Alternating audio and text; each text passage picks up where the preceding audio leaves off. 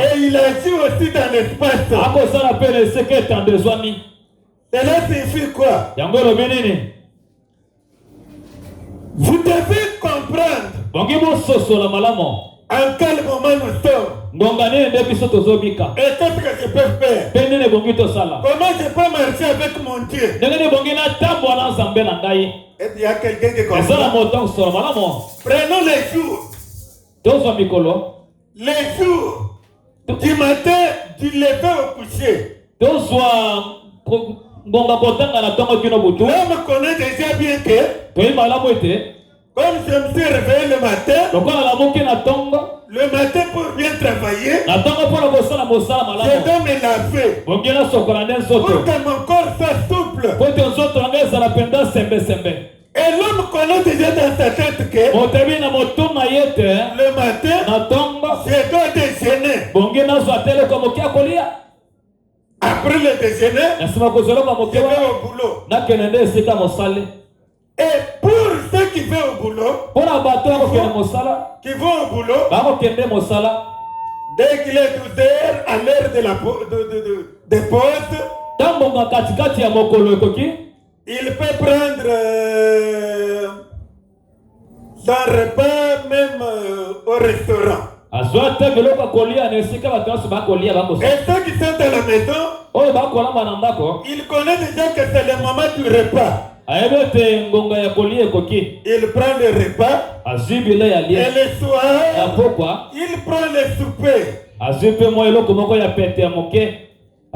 Donc, les jours est déjà répartis comme ça dans ta tête. Amen. Amen. Et même l'année, je dis bien, même l'année est répartie. Il y a les événements qui doivent se passer et les choses que vous pouvez faire au mois de janvier, au mois de février, au mois d'avril, et ainsi de suite au mois de juillet, d'août, ainsi que le mois de décembre.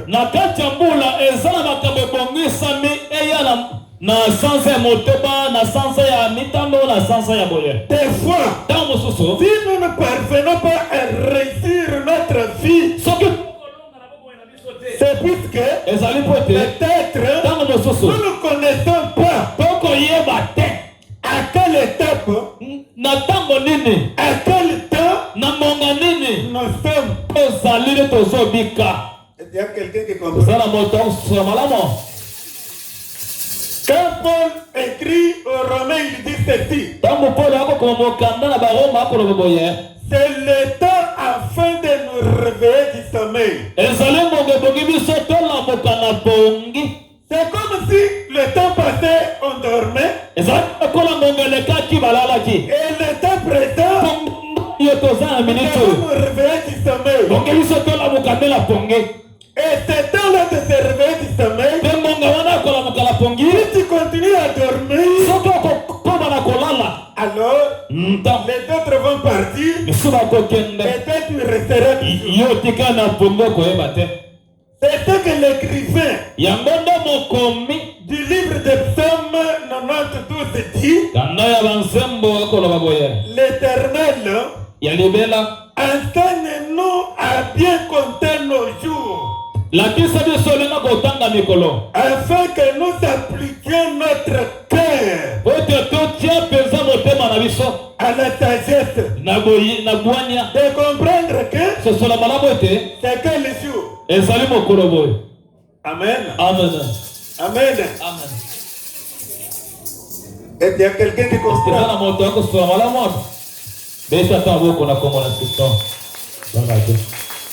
Demain, lundi jusqu'au samedi,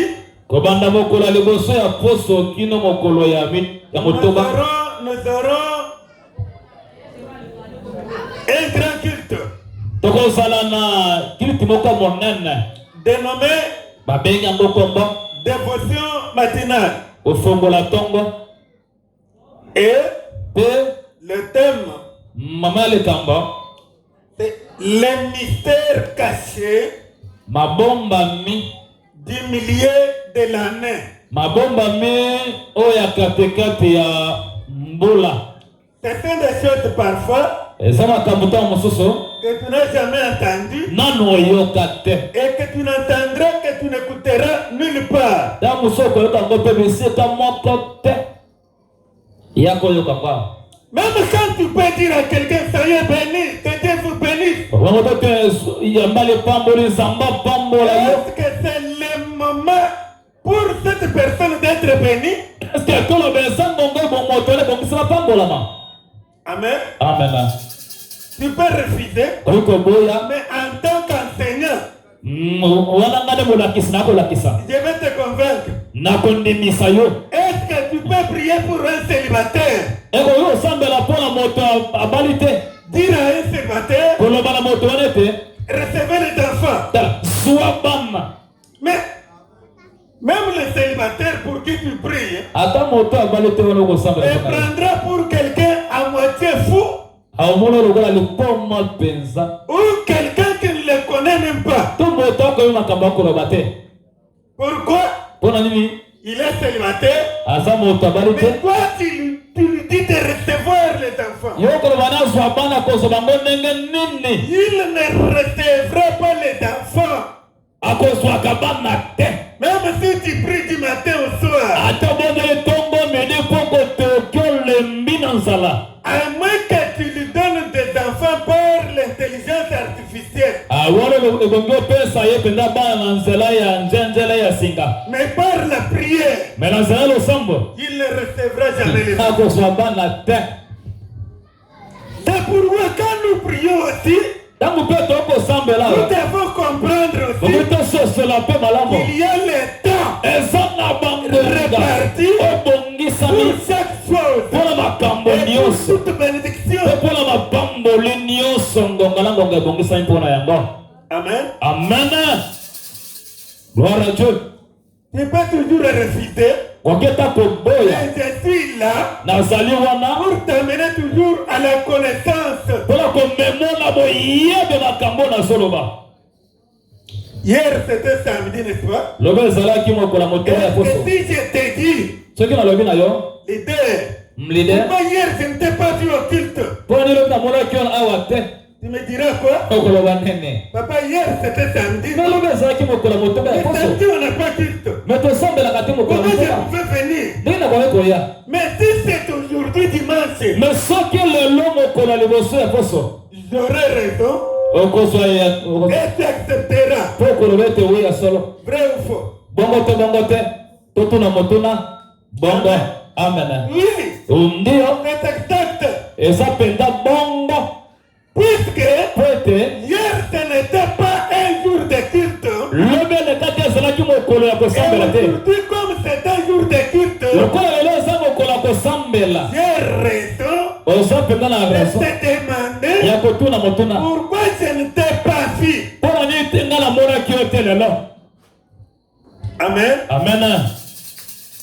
C'est pourquoi nous avons dénommé notre dévotion matinale les mystères du milieu de l'année. C'est-à-dire, au milieu de l'année, il y a des choses qui doivent se passer.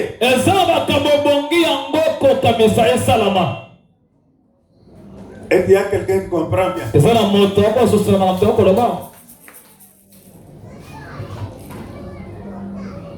Le psalmiste dit, enseigne-nous à bien compter nos jours, afin que nous appliquions notre cœur à la sagesse. Si ton cœur ne connaît pas ce que tu dois faire, et à quel moment de la vie tu y es, tu risques de te compliquer toi-même dans tes prières. Et après tout, Dieu n'écoute pas, Dieu ne passe pas, Dieu n'est pas là. C'est pourquoi vous pouvez trouver une très grande église remplie de milliers de fidèles. Mais si vous y entrez, vous voyez toujours des misérables, des gens qui ne parviennent pas à maîtriser leur vie. Pourquoi? Il y a toujours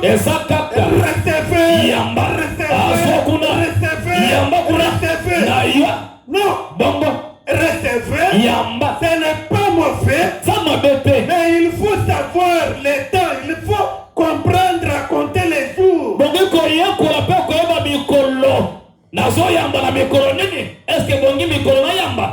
Tu me dis que c'est pendant la journée, tu pries pour que quelqu'un dorme. Il ne dormira pas, à moins qu'il soit malade. Vrai ou faux? Amen. Amen. C'est pourquoi vous trouvez des grandes églises qui sont devenues comme des dortoirs.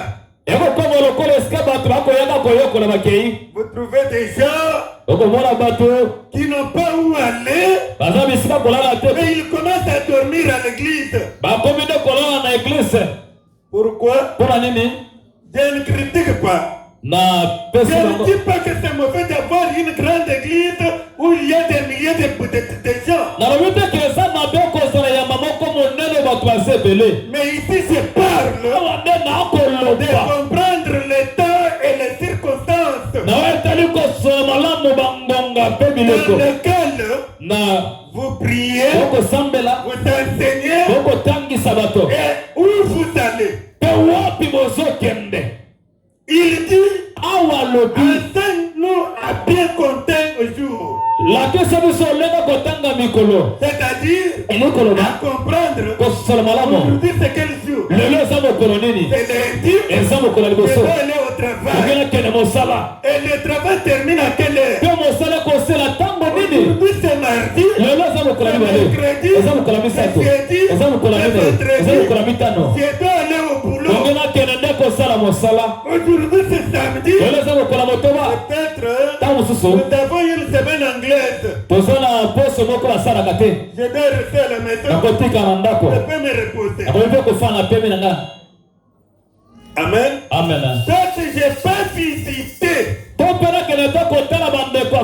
Les gens qui avaient des problèmes et que moi je n'avais pas le temps de les visiter. Puisque demain comme c'est dimanche, je dois être à l'église. Et il y a quelqu'un qui comprend.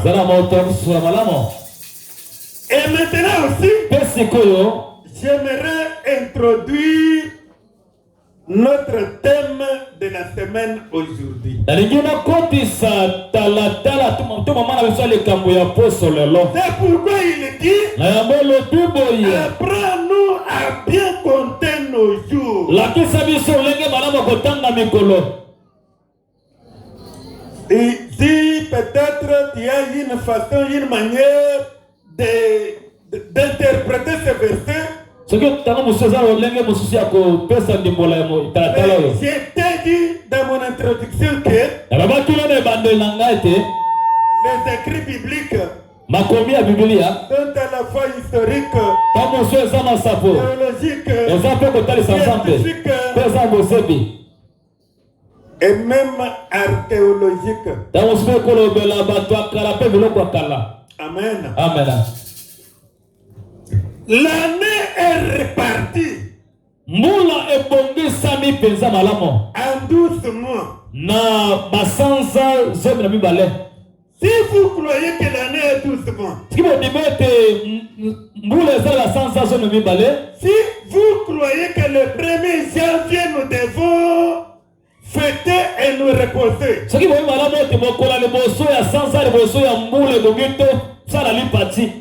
si vous croyez bien que la semaine a 7 jours, et que dimanche c'est un jour de l'éternel, où nous devons aller à l'église. Et Mais vous devez aussi comprendre qu'est-ce qui porte ou comment vivre du 1er janvier au 31 décembre.